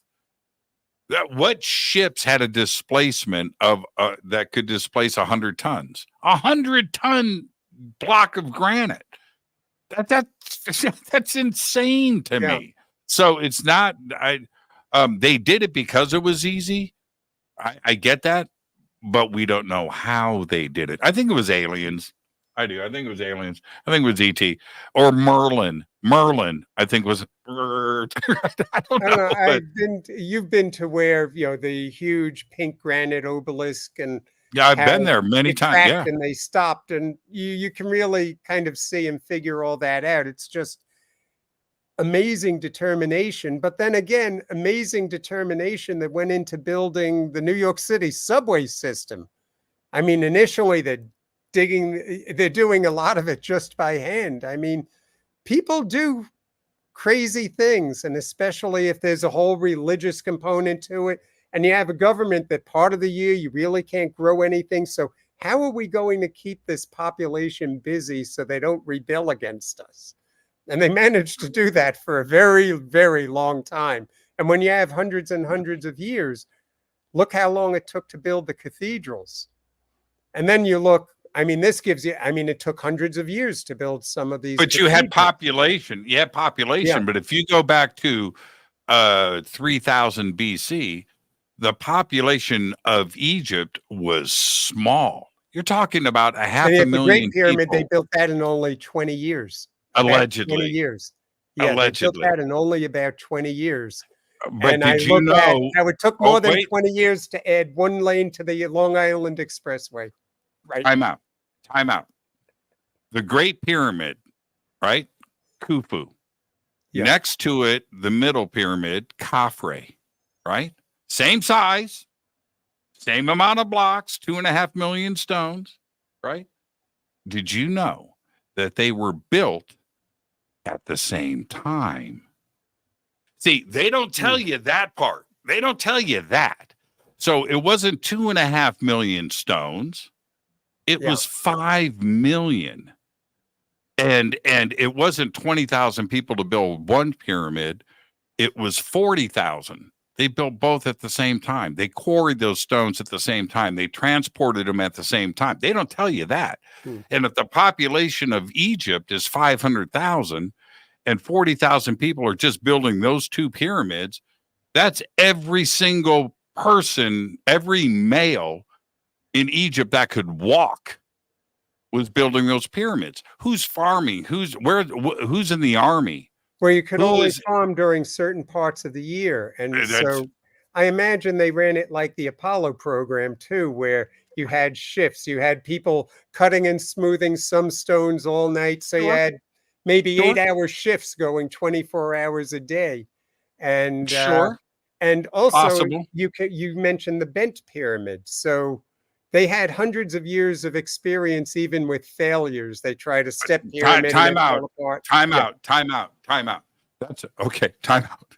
Okay. They built between the bent pyramid and Dozier, the step pyramid, and Giza.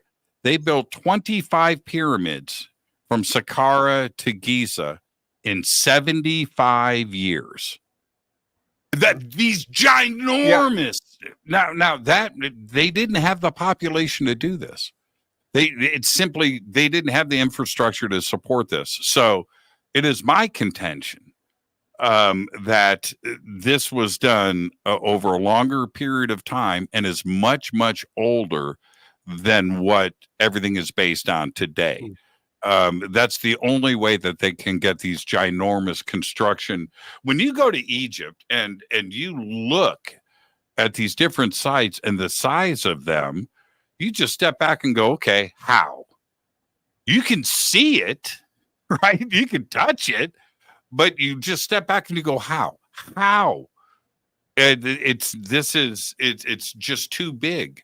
And the population wasn't there to support it unless it was done over longer periods of time and it stretched back thousands of years before, which was always argued before we found Göbekli Tepe, which is Yeah, I would think it took a couple of 100 years to build all of them, and that they had the bent pyramid. Okay, that's when they started building, and then they realized it's starting to fall apart, so we have to shorten the angle here. Finally, they got to the right angle when they got to Giza.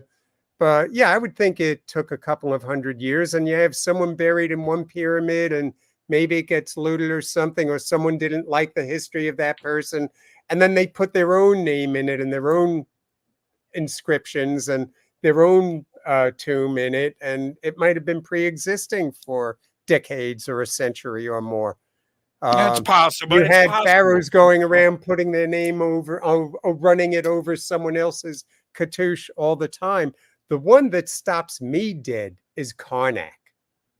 Yeah, Karnak's crazy. That is just, and some of those, just some of the most beautiful places in Egypt, and Karnak is just, Luxor too, you look which up is and it down the stops you street. dead. And then when you think of what it was when it was, Had clear a and new roof. and clean cut Yeah. and ceilinged over, it's Yeah. just, that to me is a more amazing engineering feat. Well, yeah, it's something that when you go across the desert there, Luxor counts too as well in Aswan for sure. But when you go through Saqqara and you're looking at the sand, it's the Sahara Desert, but you're just looking and you see pyramids out there in the desert. You see them. And, you don't stop, you just drive, but they're all over the place. And it's crazy to think about the amount of effort that was going into that. I just can't imagine. And the only thing that works for me is that it stretched. You say hundreds of years. I'm going thousands and thousands of and years. the Valley of the Kings is, those tombs are amazing. They're And an amazing Hatshepsut. engineering project. Hatshepsut. Oh, I love that site, and it looks so modern. Yeah. It's beautiful. I love that site. I actually, beautiful. she's one of my favorite historical figures, period. Yeah, she was gnarly. She was gnarly. She was no joke. She was no joke. And you know what was amazing about her? To me, this is just personal. That she brought in the divine feminine to the country. But the country only accepted that because they thought she was a he, right? And she had to rule as king and queen of Egypt. Her father had her declared king of Egypt. But she wore the beard so anyway, she was able to do that. At the same time, she was a great general. She was a great economist. She inspired. She was an amazing person, all the way around. She led the armies while her husband stayed at home. Well, I mean, when her husband died, she continued as pharaoh. Only her inner circle knew that she was who she was. The rest of Egypt thought that she was her husband. That's crazy, almost all the way to her death. So yeah, she was just absolutely amazing. But her temple site, when you go up to that and you just think about how that was done, how that was carved into the side of a mountain, the size of it it takes up your entire field of view. Yeah, absolutely incredible. And that whole area, very busily reconstructing it. It's really coming along quite beautifully. Do you have an idea of how the pyramids were built, though? How they were able to raise stones all the way up to 400 feet in the air? Well, for one, you have ships that you're carrying these great granite obelisk on, and the ships were probably being repurposed, and then they'd build it back into ships, but it wasn't big sand ramps like you had at Karnak for pillars, and then you take the mud bricks away. They had levers balanced with stones. They had all that sort of technology, and you have scaffolding.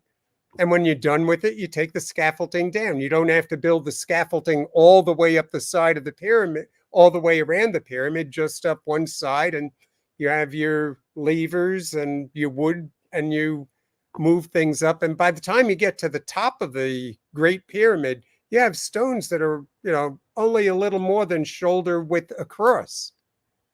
So the stones got smaller and smaller.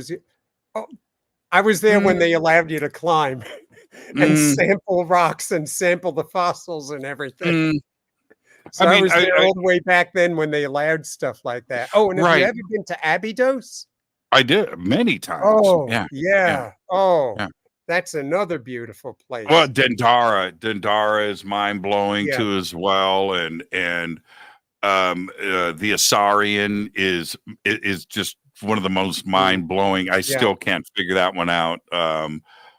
So Abydos there is looks more like when it was unexplored, or at least in 1988, it still did. That was. I'm not sure what it looks like now, but when I was there wasn't even a telephone within miles and miles. Right.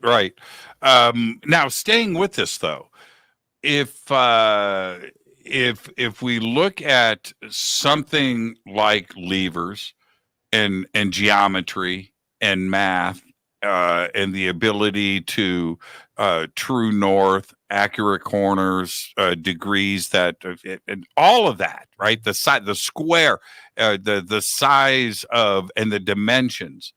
Well, if I'm understanding what is being taught in our schools today, is that you go from Stone Age man to understanding complex geometry and the golden numbers, and it's great to be able to do that overnight. Says to me that no, you didn't figure that stuff out, and levers and scaffolding and the construction of this. You were taught this. Somebody had to teach you this. You did. I don't think you just bounced into this overnight and were able to do these incredible things that we can't even do today. Because I've never really, I don't see yet any evidence that humans couldn't figure these things out themselves. Well, where's the Darwinian time of evolution? How do you go from a nomadic tribe to understanding complex math and engineering and quarrying stones and boats and navigation and displacement and taking a 70-ton stone out of the ground, moving it across the ground onto a ship but just a couple of weeks before that, you were foraging for seeds in the dirt wearing animal skins. How do you make that transition? You don't have going all the way back to Homo erectus, 500,000 years ago. They were making hand axes, stone tools. They were making, in Spain, they were making huts. They knew there was an area they could herd the woolly mammoths into, that they would be trapped and they could kill them. They controlled fire. And you're at that stage, but you're only able, if you brought someone Homo erectus from 500 million, did I say 500 million years ago before? You said I think 500,000 years ago. 500,000, yeah. Yeah. So if I brought someone from 500,000 years ago to today and brought them up in our school system, they could probably learn all the geometry and everything that we know today. I kind of doubt that Homo erectus was any less intelligent, or the other tribes that we know of were any less intelligent than we are today. And it just took a long time to where you had, figure out we can farm along a river. There's 500,000 of us. People are communicating, and I have this idea about a circle that we can do this. Well, someone else says, no, that might not be. and you're at a kind of flashpoint. Once you're getting to 7,000 to 9,000 years ago, the towns that they're building in Turkey, you're on your way. We have evidence that people 20,000 years ago were just dropping seeds and letting wheat grow, and then still kind of hunter-gatherer, but coming back to the same spot every year along the Nile. But once you get to a certain population density and you get into some populations that are in competition with each other, things can start to develop rather quickly over 2,000 years or so. And you get to that point, you're at flashpoint, but it may take you 2,000 years to get to pi r squared, and that you have a wheel and you're rolling it out, and you're on a stick and you're rolling it out, and okay, this is 400 feet, this side of the pyramid. Except they didn't. Okay, so we tried to go at this angle, but it was too steep, and we had to go halfway through, go to a narrower angle, and we'll do that differently next time. And you're probably right. It did take more centuries than we think to build the pyramids. I have problems with all of that. And the only reason why I do, you're, like I said, you're much smarter than I am, and I get that. The jump that has occurred from what has been described to us and taught to us, that jump there wasn't that kind of time there, unless somebody taught this to them. And if we back up and we go to Göbekli Tepe and we look at what is going on there, 20, 30 ton perfectly cut stones and 3D relief carving, and some of the stuff that is there, but that's 7,000 years prior. And I don't think that type of nomadic culture, truly Stone Age man, just suddenly woke up one day and said, okay, let's start quarrying rocks, unless there was somebody that taught them how to do this. And there had to have been a culture around Göbekli Tepe, because that's a complex site. It's not a simple site. So you had to have agriculture, you had to have a leader, you had to have governance, you had to have some type of government and control and shelter, right? And I think language also goes back a long way, because once you got a bunch of Homo erectus trapping the mammoths, and you're controlling fire, and you're building these huts with circles of stone foundations and all the reeds over them, that's pretty complex stuff. People weren't just grunting at each other. We probably had speech at that time also. And maybe looking at the voice box, a higher pitched voice, so everyone sounded like the descriptions we have of Abraham Lincoln. He had a kind of high pitched, almost squeaky voice. So Neanderthals and Homo erectus, yeah. Yeah, and Homo sapiens sapien being only 200,000 years even at its stretch point, right? 200,000 years. It makes you wonder when you look at the Earth being, habitable for the last 2.5 billion years. Things had to settle, the crust and all the volcanic and molten lakes and everything that we had here going on. But if we go back 2.5 billion, how many times could a civilization rise and fall that we have no clue about? And I would think that's quite possible. And looking at what we know about the birds, the brains of birds, and ravens and so on, and that cheeky New Zealand kia, a parrot. I mean, birds, their brains are smaller, but they're wired together a lot more efficiency. And there were these dinosaurs, the ostrich dinosaurs, for example. There were several of the two-footed ones, the theropods, that had huge optic lobes and, compared to body size, yes, bigger brains than some of our modern birds. And Yeah, they might have been on there if they reached an age of using wooden tools, which some birds make reeds and such into They tools today. certainly do. Oh, yeah, they And they do. only had I mean, I used to be around a lot of parrots in New Zealand, and what they did was mind blowing. So if you had man-sized ostrich dinosaurs and they had manipulative limbs and they were running all over New Jersey and South America, they might have been at a wood age. We just haven't found the fossils of that. And they're in Brazil. So this is almost 30 years ago. Some students got in a little trouble because they thought they were finding like bits of flint cut from core stone, as if someone were trying to make a stone tool, but it went back almost 70 to 90 million years ago, I believe. And they got in a bit of trouble because people turned it into, are you with the creationists? Are you trying to say humans and dinosaurs live together? And Arthur Clarke was like, is no one asking whether dinosaurs might have been heading from a tool age into a stone age? Is there anything But they wrong never with got to a that? space age before the asteroid. Right. Time out, time out, time out, time out. Okay. Nobody's asking that. Yeah. If the asteroid doesn't hit 65, 66 million years ago, if that doesn't happen, do we happen? Probably not. No, Do the we are dinosaurs? still the vermin underfoot.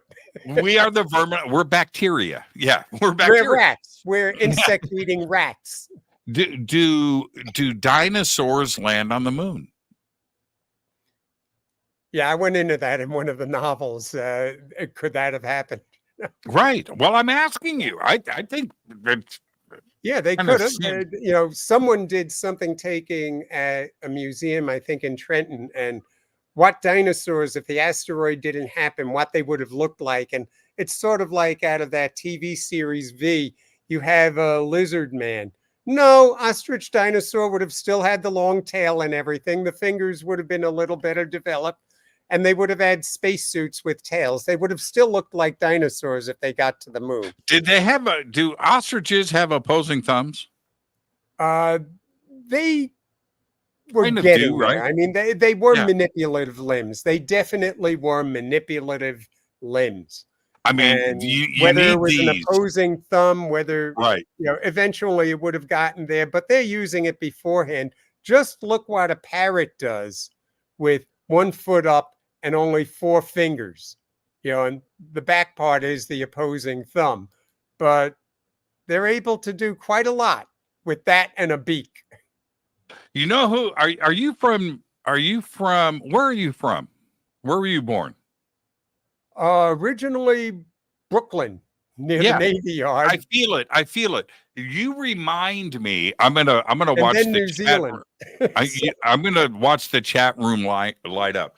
You know who Charles reminds me of? Now, everybody, just think about this for a second. Steve Vai. You speak like Steve Vai. You look like Steve Vai, and you don't know who I'm talking about, do you? No. Steve Vai. I'm going to pull, you know what, audience, chat, Fadernauts? I'm going to pull up a picture of Steve Vai and show it to Charles. Steve Vai. And I wish I could do some, okay. I wish I could do some audio. I can't, but I'm going to pull up, yeah. Are you ready? I've got the classic Steve Vai right here. And I've got to pull up Steve Vai with glasses. I'm going to do this one. Let me go back. Where is this image that I first saw? Okay, this one. Let me grab this. Boom. Done. Okay. Done. Set. Okay.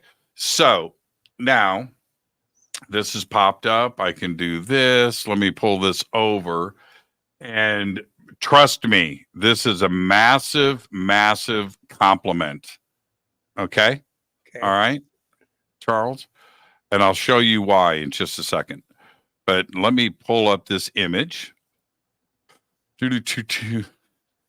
Everybody's going Steve Vai. Yes, I know, right? Right. Okay.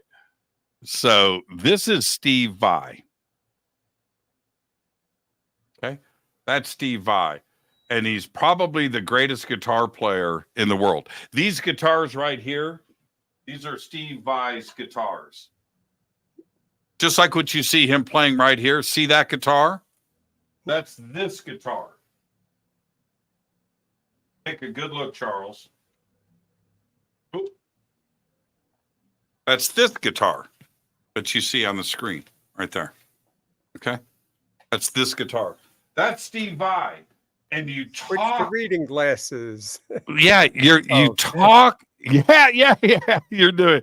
You speak. You have that Brooklyn thing that he has, and it's the tone, and also the intelligence. By the way, but everybody, I'm not far off, am I?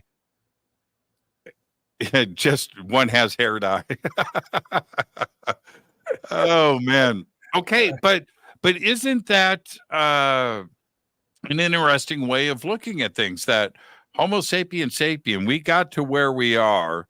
I'm questioning if we bring in Darwin's ideas behind this. I'm not on board with Homo erectus or any of the other homos species out there because of the amount of time. Well, And Homo erectus was really us, and branching off from them were the Neanderthals, and evidently we were able to breed and have viable offspring while kind of murdering them. No, but this is that too. There's that part. But this is where I go against anthropologists and the mainstream part of genealogy and Darwinism, is that you and I, Homo sapien sapien, this beautiful forehead, right? This chin, this structure, this look that we have, go back to Da Vinci, right? Vesuvian Man. And we look at that. There isn't the time between 200,000 years ago. We just appeared. We just showed up. We change very fast. I mean, there were two kinds of basically thinner boned people appeared, our ancestors. We had thinner bones, and probably the big advantage was we could run faster, which was better in running away or getting in a fight. Probably most of us are descended from the people who were very good at running away from wars and battles. Most of us, a lot of us are probably descended from the cowards, but the thicker boned people, everywhere that the thin boned people went, the thicker boned people start going extinct. And even as we spread out of Africa, not all that long ago, look how quickly we diversified and, being isolated, and our populations turned into all the different races we have today. And there are different bone structures and everything to some of the races. I mean, just between Asian and Northern European, there are slight bone structure differences you can actually see in the skeletons. Okay, in the time that we have variation. It's just variation. In the time that we have left, Charles, you're the best, by the way. I cannot wait to have you back on the show. But let me ask you, though, when you look at Cro-Magnon or you look at Neanderthal, forget about Homo erectus. It's way too off, too short. To me, no, the time is not there. But if you look at Cro-Magnon and Neanderthal, which lived right alongside of us, right? Okay, right? We all three. And Denisovan, too, which is just recently discovered. But those near Russia, but Cro-Magnon and Neanderthal, different. The eyebrows, the thin, the chin. That's a total. There was no evolutionary connection between them. Now, between them and us, brain capacity. Could they speak? Change in a few genes, a few little growth factors to and then we just change appear. The thickness of your bones, and the shape of your skull. It does not. I don't see it. I don't see it. When I look at all of the fossil record of all of the skulls out there, chimpanzee, orangutan, ape, and Cro-Magnon and Homo erectus, I see that connection. It's right there. We just are completely different. Everything about our the fat underneath our skin, no hair. Well, except for my uncle, he's got a lot of hair on his back. But you know what I mean? We Take my shirt off, you'll see Darwin was right. Like Robin Williams, hair all over the place. Darwin had some great ideas. Okay, and I get that, and he was out there thinking outside of the box. But I look at the origin of species now and the time that we're talking about with most of this, I don't know. And when you go back, the Darwin ideas, those theories don't apply really to what happened after each extinction event, where we had tens of thousands of species in thousands of years just appearing out of nowhere. New. Well, right? that goes into, that'd be a whole other show, biocomputational theory. But Right. that's where nature can make leaps. And that kind of builds on Darwin. In the 6th edition of The Origin of Species, he was very troubled by what his geologist friends were finding with what was being called the Cambrian explosion. Mm-hmm. And then, punctuated equilibrium theory with Eldritch and Gould, that built upon that. And then other things have built upon that. You have things that build upon Einstein. And the thing is, Darwin was the Einstein of biology. He found some of the basics, and it's not been torn down. It's just been built upon and expanded. But, he was mostly right. And in the end, he was puzzled and constantly trying to figure out, does nature make leaps? And yes, nature occasionally can make leaps. And in evolution, I'm so glad you brought that up, because when we look at the popcorn version of this, and the Cambrian explosion is mind-blowing to me. I mean, it's crazy. And I don't have an explanation for that and the popcorn aspect of it, except what if something got dropped off here on an asteroid? What if something else happened that was cosmic and had nothing to do with the evolution of species here on Earth?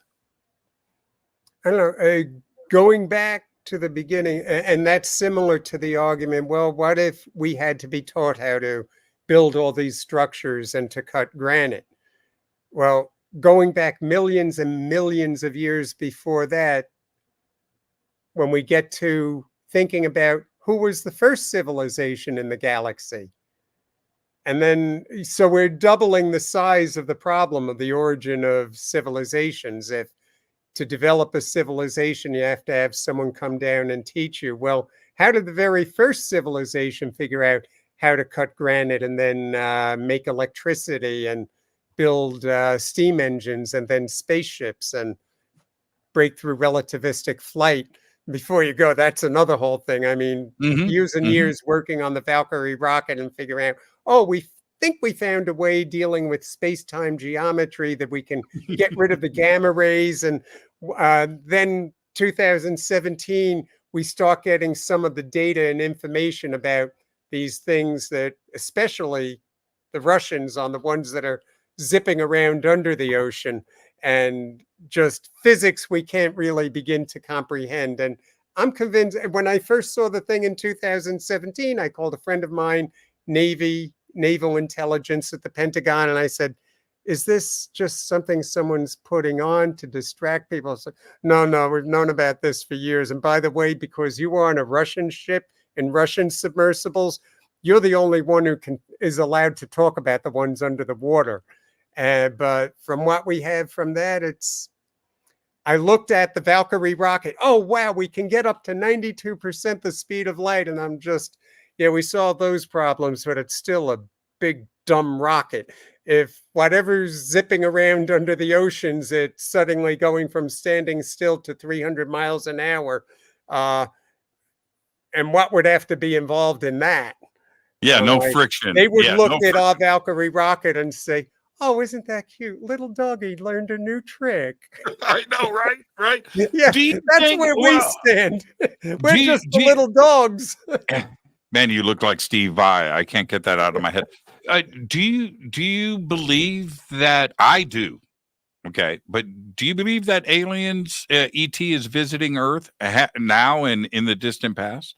Until, I mean, we had down on the bottom of the ocean. Yeah, I was the only one who, whoop, high definition camera. The Russian next to me is getting data on gamma ray bleeds and everything. And I'm still the only person. Well, it could have been cosmic rays hitting it just the right way or something. And that's some kind of cephalopod over there. And I'm probably the only person who something like that. And the Russians are saying, no, Charlie, that is machine.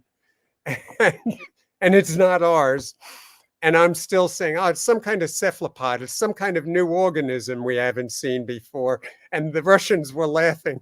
You see cephalopod everywhere, even when it is machine. Well, So it but took till 2017 for me to think, yeah, maybe. yeah, And I was always about as atheist on these things as you could be and still call yourself agnostic. right, And then it's like, okay, from the data we have, that's part of what led to 12-dimensional space-time, which is more interesting than membrane theory, because grid theory is an absolute limit, like the speed of light. And it really ties the universe together. And I found out that on the same night that Zabrowski and I were working out those details for a little thing we published in Nature, independently, at the same time, Michio Kaku, that same November night, practically that same night, had the same idea and the same connection to an absolute limit to, you can't go beyond 12 quantum space-time dimensions. And just to make that simpler because you can kind of get an image of it if we just steal a phrase from Gene Roddenberry and call it subspace. right. Maybe he was one of them. Right.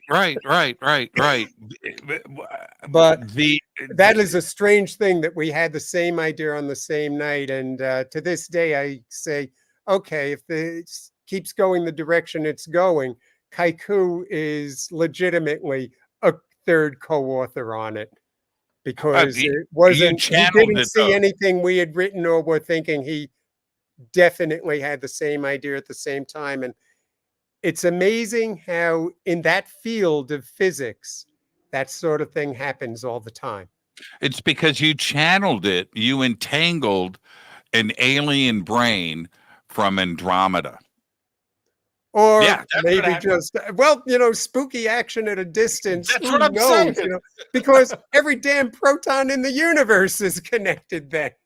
Isn't that crazy? Do you think and we're already off of the network, we're just running into overtime now. I'm just gonna let you know. But is it possible for I understand entanglement of two particles and affecting each other and changing its spin. Okay, I get it. I understand it. No matter. Well, that's good, because I'm in it all the time and I don't completely understand. Right. It's possible to entangle two brains, all of the particles in the brain to another brain, and entangle not one, but all of the particles of two brains. I don't know. And that's a good place to always start in science is, I don't know. I've had some experiences like that, and others that I just really don't know. I still don't know how to explain Mary, her friend, a firefighter, Patty Brown. I'm at the Titanic on September 10th, 2001. And whether it was oxygen levels or not, whatever it was when we were at the stern, I felt like, you got to understand, I never actually met this guy. I only spoke with him twice on the phone. Why would I be thinking of him while I'm at the bottom of the ocean at the Titanic and not be able to shake thoughts of this guy? And I'm not ready to really talk about what I felt like he was trying to tell me, except that it saved me from a lot of bad Well, and living see, with a lot of guilt. And friends who knew Patty Brown very well, they said, yeah, he was really fascinated with the Titanic and he would have wanted to be there. And he was a real nut job. So if anyone was going to start ghosting around and right. behaving all ghosty before they actually died a few hours later, yeah, Patty would have done it. What does And that tell because he you as a passed only scientist? hours later, he was a firefighter in the North Tower of Right. the World Trade Center. Well, what does that tell you about the unknown? You know, that it's I maybe just don't things know. just are. There Yeah.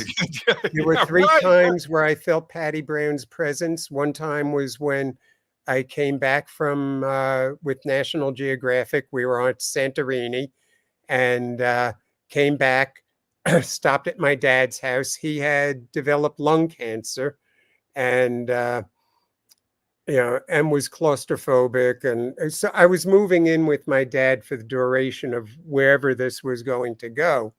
And decided I need to go into the city, get a change of clothes. I'll be back in the morning. We had breakfast and I was getting ready to go in my car and go into the city. And Dad had suggested we go out and look at cars and go out to lunch and stuff. And I was thinking, oh, I've got so much work to catch up on before I can come back out this evening. And I felt like these strong hands at the backs of my shoulders, and Patty Brown, your father's your effing job today, you effing moron, is what it felt like. And and we went out. We had a great day together. Went home in the evening to pick up a change of clothes, and he passed while I was on the way back to his house. The horrible guilt I would have been carrying if we had not had that day together. Right. And then exactly a month later, I was still carrying a darkness in me that was growing. For sure. Because I kept, if only I had gotten here a half hour earlier or minutes earlier, and I could have done CPR. And if only I had gotten here a little sooner, even though I knew up here that I would have only been saving him, even if I had gotten there earlier. I would have been saving him for what I knew up here would have been the most horrifying part of it for him, because, when he was captured by the Germans during World War II, I don't know the details. He was at one point actually buried alive under people. So I knew he wouldn't have wanted to go through that. He would have probably whacked me upside the head with a rolled up newspaper for bringing him back. Let me go. Me go. But here's what happened exactly a month later. I'm driving out with the family, going out to Long Island. I don't know why. I turned off the Long Island Expressway, and a couple blocks down, Mary's saying, "What are you doing?" I said, "I don't know. Why did I get on the service road?" A child had been hit by a car, and it was fatal. And I was working on him. But as this is happening, I feel Patty Brown's presence again. You're here in time now. Is this a good thing or a bad thing? Is what I felt like he was. You're under a very stressful situation. Maybe you're imagining things. I knew from the feel of his skull and everything that it was bad if this kid lived. He was 8 years old. And I felt like a child's laughter going through my right shoulder. And it was almost like a little hand took that what if with him. And, but that's 3 times of this firefighter that I never even knew. And I never felt that what if about my father after that happened with that child. And what is that? Are you able to answer if, because of this, and you're a scientist, is consciousness physical or is it non-physical? All I can say is I don't know. You know, I you kind of wonder, what the electron is, and is that what's the cause of consciousness? And was the planet just waiting for brains to develop to inhabit? And that you had these electrical signals. Is that the sum of us? Is it electricity through our, this 20-watt meat computer in our heads? Or is there something else going on? And it's just, I don't think we have the science to answer it yet. And we're only just beginning to understand, things like I mentioned, subspace, 12-dimensional space-time. And we don't even know if we're understanding that properly or not. Everything we think we understand out of string theory, it might be replaced by something else. And if it is, what it's replaced by is going to be even stranger. Well, if we go with, okay, I'm just going to say in a general accepted in the hard sciences about consciousness that a little piece exists in very small amounts in particles. You amass this 3 pounds of gray goo between our ears and consciousness develops out of that. Well, if that's the case, there's a lot of particles on planet Earth. Forget about the brains. Just Earth in general must be conscious. That's and have consciousness. If we accept the chemist and the biologist and the physicist ideas behind this, then Earth is a pretty big brain, or any cosmic mass. Or trying to become a big interconnected brain. I mean, bingo. We've seen a membrane of human thought is now around the entire planet.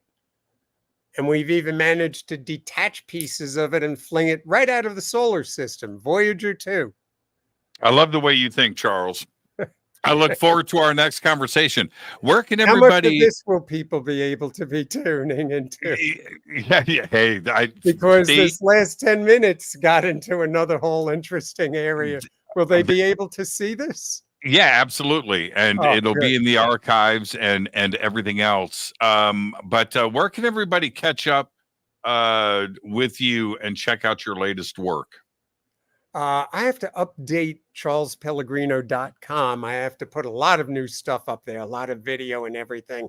Need to get around to find time to do that because I've got 10 books that are finished and ready to be hauled out onto the runway. I just don't know whether I want to keep writing them under pen names, at least the fiction. Oh, that's interesting. Yeah. This series of books, that's me. Most people don't know it. Really? Yeah. Do you carry guilt? Of what? that you why would you go under a pen name?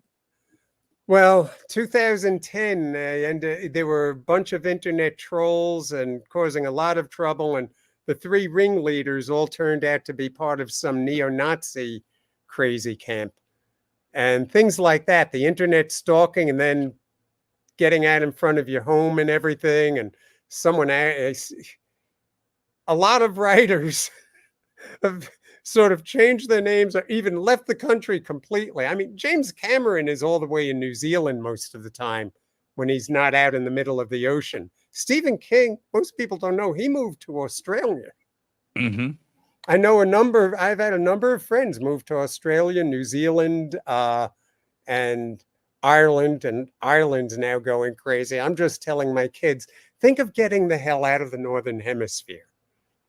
And I'm working at getting back my dual citizenship again, so at least the kids can go down to New Zealand and stay there. If any of the kids stay here in the U.S., well, their fate will be my fate. I won't leave them. Yeah, maybe I should change my name. Fresh start.